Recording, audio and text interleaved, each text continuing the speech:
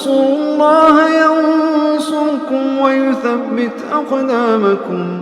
السلام عليكم ورحمة الله وبركاته.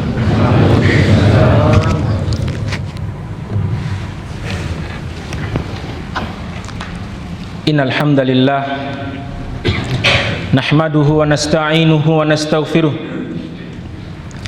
ونعوذ بالله من شرور أنفسنا ومن سيئات أعمالنا من يهده الله فلا مضل له ومن يضلل فلا هادي له أشهد أن لا إله إلا الله وحده لا شريك له وأشهد أن محمدا عبده ورسوله لا نبي ولا رسوله بعده.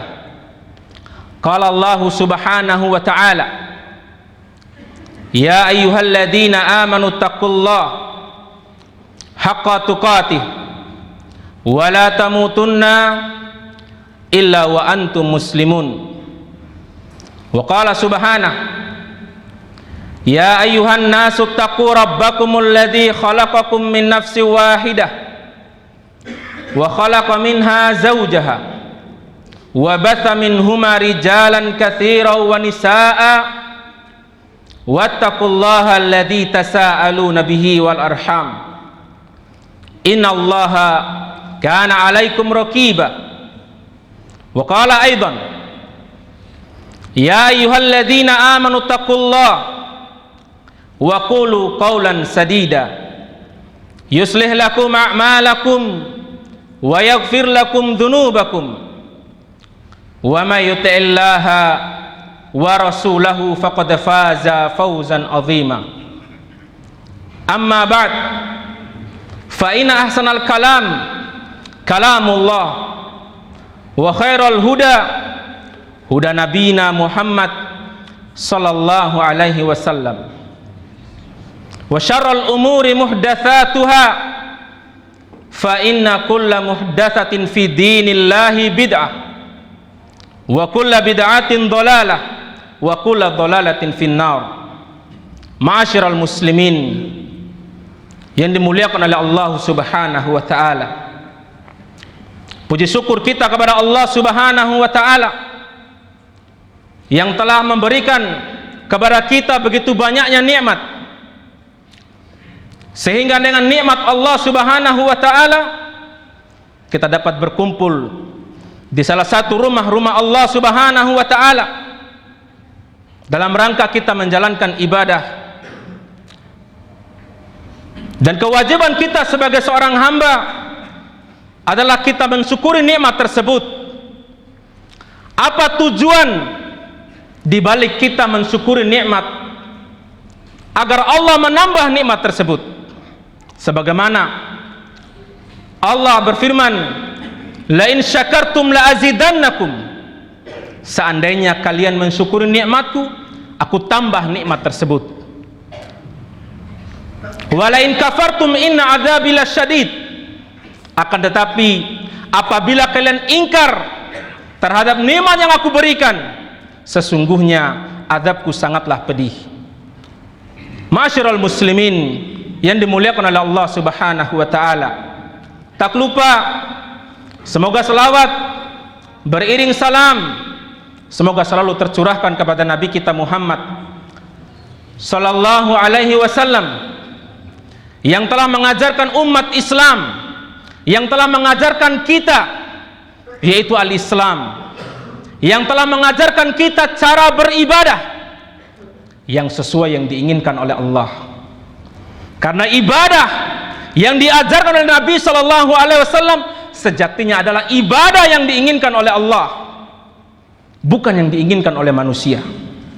Ma'asyiral muslimin, sidang salat Jumat yang dimuliakan oleh Allah Subhanahu wa taala. Pada kesempatan yang berbahagia ini, khatib ingin membawakan sebuah khutbah singkat yang berjudul tentang keutamaan dan keagungan kalimat la ilaha illallah. Bahwasannya kalimat la ilaha illallah memiliki keagungan yang sangat besar dan memiliki keutamaan yang sangat banyak. Kaum muslimin yang dimuliakan oleh Allah Subhanahu wa taala, sebelum kita membahas tentang apa keagungan dan apa keutamaan kalimat la ilaha illallah, tentunya harus kita pahami bersama apa tafsiran dari para ulama tentang kalimat la ilaha illallah. Karena banyak sebagian kaum muslimin mereka mengucapkan kalimat la ilaha illallah, tapi mereka tidak paham apa arti makna tersebut dari kalimat tersebut. Tafsiran dari para ulama, dan di antara para ulama sangat banyak mentafsirkan kalimat la ilaha illallah, yaitu dengan tafsiran la ma'buda bihaqqin illallah.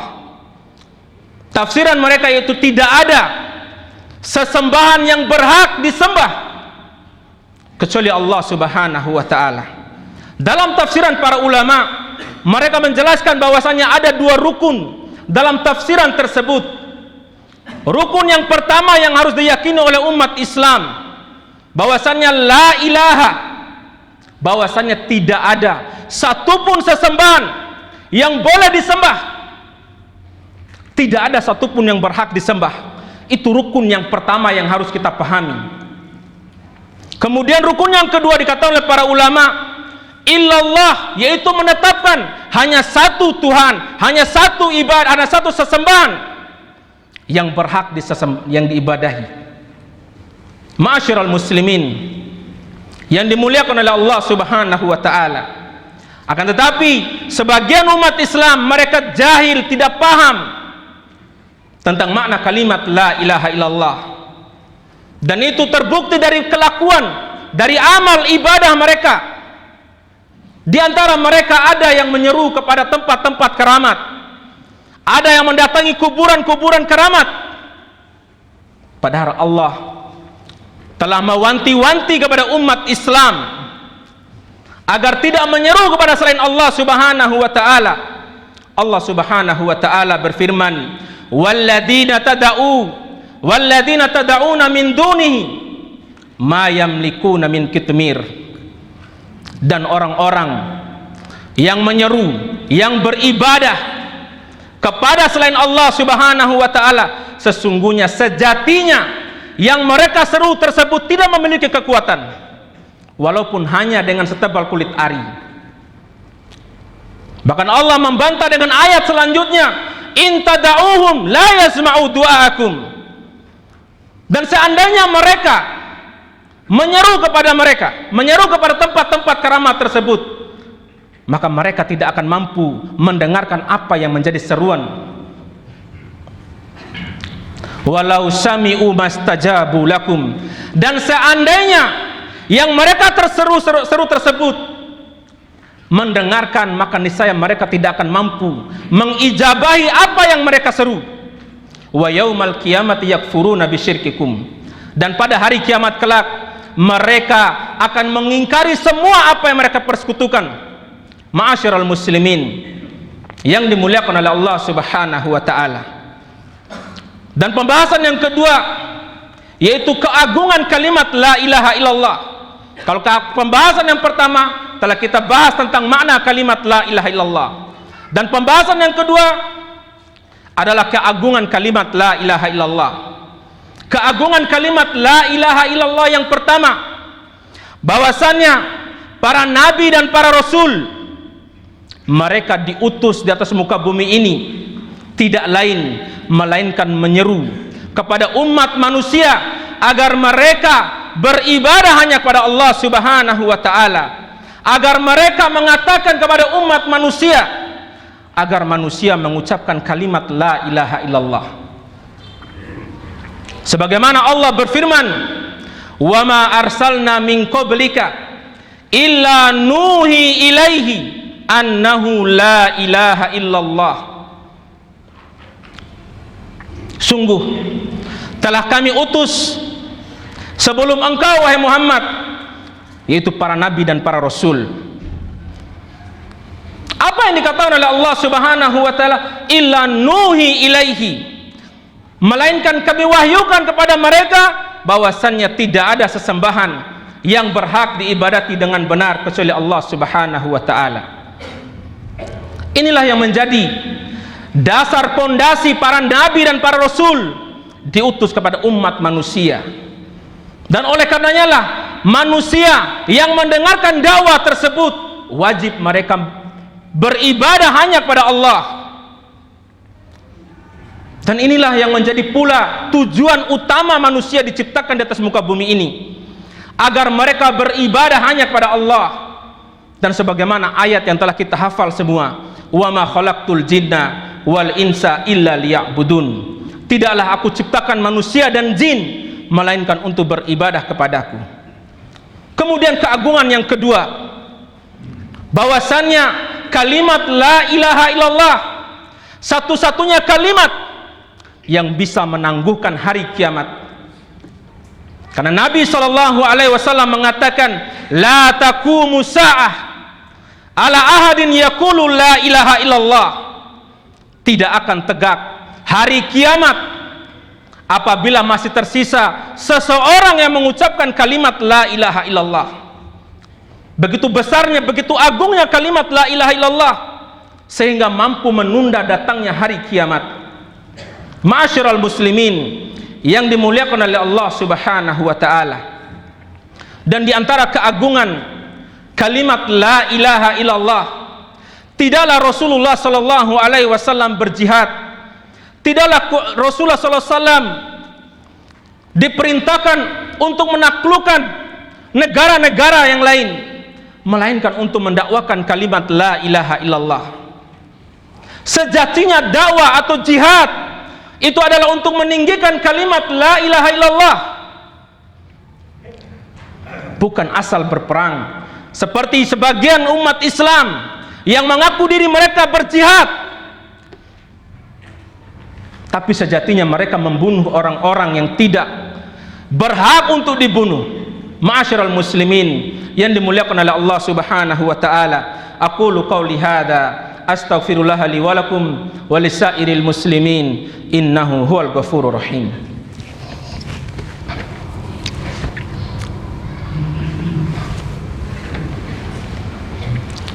Alhamdulillah, alhamdulillahi wa bihi nasta'inu ala umurid dunya wad din, wassalatu wassalamu ala rasulillah wa ala alihi wa ashabihi wa man tabi'ahum bi ihsanin ila yaumiddin. Amma ba'd. Kaum muslimin yang dimuliakan oleh Allah Subhanahu wa taala, kemudian pada khutbah yang kedua ini khatib ingin menyampaikan tentang pembahasan yang ketiga, yaitu keutamaan kalimat la ilaha illallah. Keutamaan kalimat la ilaha illallah yang pertama, bahwasannya kalimat la ilaha illallah adalah seutama-utamanya zikir yang diucapkan oleh seorang hamba.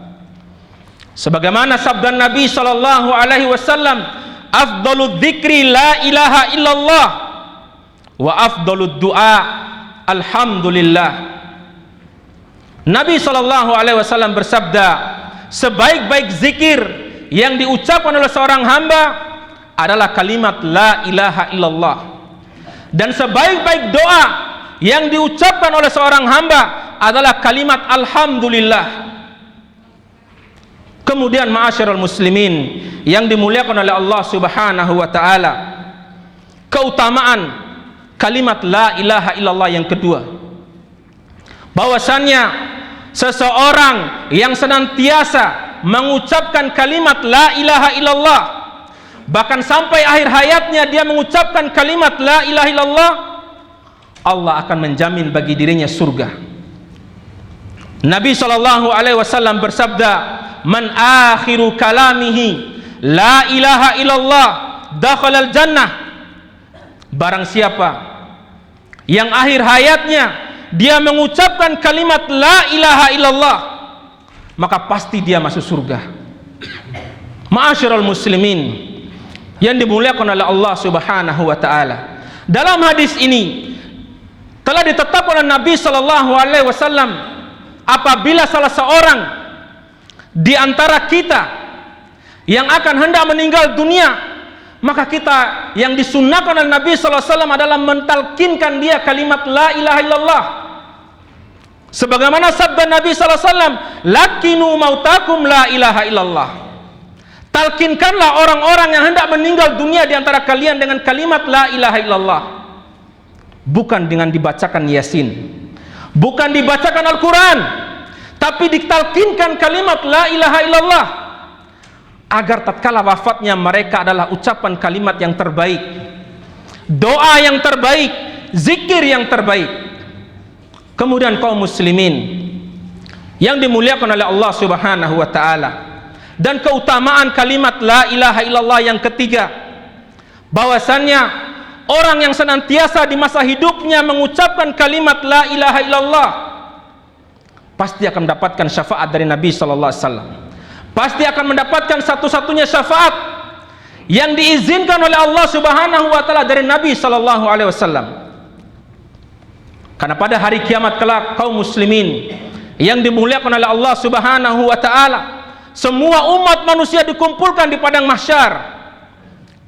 Mereka menunggu syafaat dari Allah Subhanahu wa taala agar mereka dapat masuk ke dalam surga. Sehingga para manusia pun berbondong-bondong mendatangi Nabi Adam alaihissalatu wassalam, seraya mengatakan, ya Adam, anta abul basar. Wahai Adam, engkau adalah nenek moyangnya manusia, berikanlah kami syafaat. Maka Nabi Adam mengatakan, bukan saya pada hari ini akan memberikan syafaat, pergilah kalian kepada Nuh. Sehingga manusia pun berbondong-bondong seraya berangkat kepada Nabi Nuh. Mereka mengatakan, ya Nuh, anta awalur rusul. Wahai Nuh, engkau adalah Rasul pertama yang diutus di atas muka bumi, berikanlah kami syafaat. Seperti perkataan Nabi Adam, Nabi Nuh pun menolak permintaan mereka, sehingga Nabi Nuh memerintahkan kepada umat manusia agar pergi kepada Musa, dan manusia pun berangkat kepada Musa. Wahai Musa, engkau adalah kalimullah, engkau adalah manusia, satu-satunya manusia yang diajak bicara di atas muka bumi ini oleh Allah Subhanahu wa taala. Sehingga mereka meminta kepada Nabi Musa, berikanlah kami syafaat. Maka Nabi Musa pun tidak bisa memberikan jawaban, bahwasanya beliau tidak bisa memberikan syafaat pada hari itu. Sehingga Nabi Musa pun memerintahkan agar pergi ke Isa alaihissalam. Begitupun jawaban Nabi Isa tidak bisa memberikan syafaat pada hari ini. Sehingga diperintahkanlah umat manusia agar menuju kepada Nabi Muhammad sallallahu alaihi wasallam. Nabi Muhammad pun mengatakan, analah orangnya, sayalah orang yang akan diberikan oleh Allah Subhanahu wa taala syafaat untuk umat manusia pada hari ini.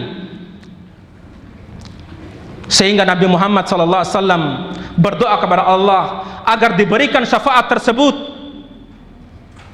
Lantas umat Islam yang dimuliakan oleh Allah Subhanahu wa taala, bagaimana cara kita mendapatkan syafaat Nabi sallallahu alaihi wasallam? Maka Abu Hurairah radhiyallahu anhu langsung bertanya kepada Nabi sallallahu alaihi wasallam, "Ya Rasulullah, man as'adun nas bi syafaatika yaumal qiyamah?" Wahai Rasulullah, siapakah manusia yang paling bahagia pada hari kiamat kelak yang akan mendapatkan syafaatmu?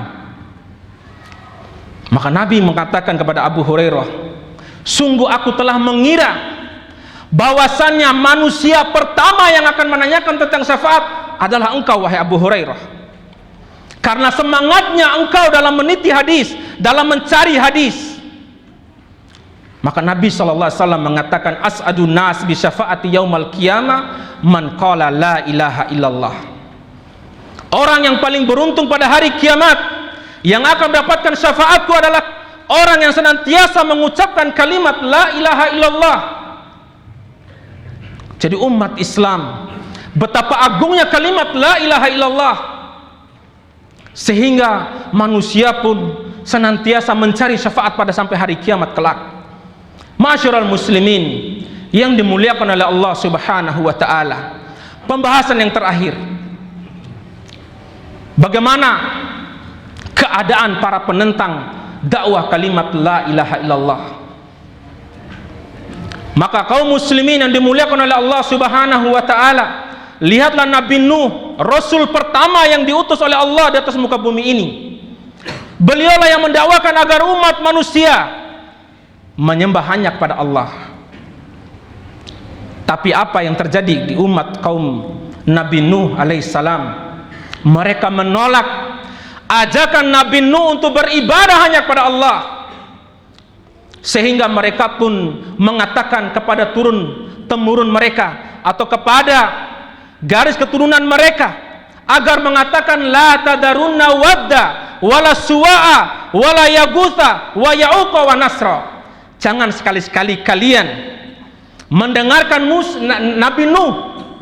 Bahkan mereka mengatakan jangan sekali-sekali kalian tinggalkan sesembahan kalian, Wad, Suwa, Yaguth, Ya'uq dan Nasr, yang diistilahkan oleh para ulama yaitu Asma'ul Sholihin, yaitu 5 orang soleh yang disembah pada zaman Nabi Nuh. Ma'asyiral muslimin yang dimuliakan oleh Allah Subhanahu wa taala, seorang nabi yang telah dibebankan oleh Allah Subhanahu wa taala untuk mendakwatkan kalimat la ilaha illallah, beliau tetap menyeru kepada umat tersebut, sampai-sampai beliau mengancam umatnya, kalau kalian tidak beribadah kepada Allah, kalian akan tertimpa adab yang sangat pedih. Maka umat Nabi Nuh seraya mengatakan, fatina bima ta'iduna, datangkan kepada kami apa yang menjadi ancamanmu wahai Nuh, in kunta minas shadiqin, kalau memang engkau adalah orang yang jujur dalam dakwahmu. Jadi ma'asyiral muslimin yang dimuliakan oleh Allah Subhanahu wa taala, lihatlah bagaimana akhir cerita dari orang-orang yang menentang dakwah la ilaha illallah. Allah turunkan azab, Allah turunkan azab yang tidak dikenal di zaman Nabi Nuh. Sebelum Nabi Nuh pun diutus belum dikenal, bahkan sampai zaman sekarang pun tidak dikenal. Apa yang menjadi bencana yang diturunkan di zaman Nabi Nuh? Yaitu air bah yang melimpah, air yang menenggelamkan seluruh muka bumi. Bahkan kata para ulama, tidak ada sejengkal tanah pun melainkan semuanya air. Ma'asyiral muslimin yang dimuliakan oleh Allah Subhanahu wa taala, semoga apa yang menjadi pembahasan khutbah pada kali ini mencerahkan kita agar kita senantiasa mengajarkan kepada istri kita, mengajarkan kepada anak kita tentang pentingnya kalimat la ilaha illallah, agar kita senantiasa mendakwakan kepada umat Islam tentang kalimat la ilaha illallah, agar mereka paham apa tujuan kalimat la ilaha illallah.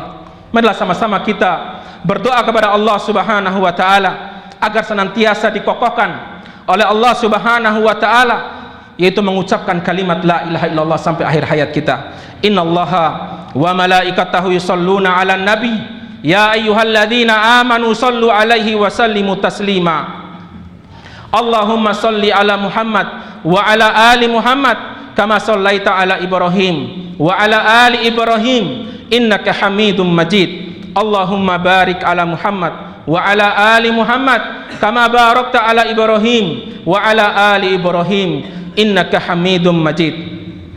Allahumma ighfir lil muslimina wal muslimat wal mu'minina wal mu'minat al ahya'i minhum wal amwat innaka sami'un qaribun mujibud da'wat.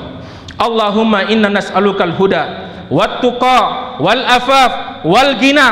Allahumma inna nas'aluka ilman nafi'an wa rizqan thayyiban wa amalan mutaqabbala. Allahumma aslih wulata umurina, Allahumma aslih wulata umurina, Allahumma aslih wulata umurina. Rabbana atina fid dunya hasanah wa fil akhirati hasanah wa qina adzaban nar. Wa sallallahu ala nabiyyina Muhammad wa ala alihi wa ashabi ajmain wa aqimus shalah.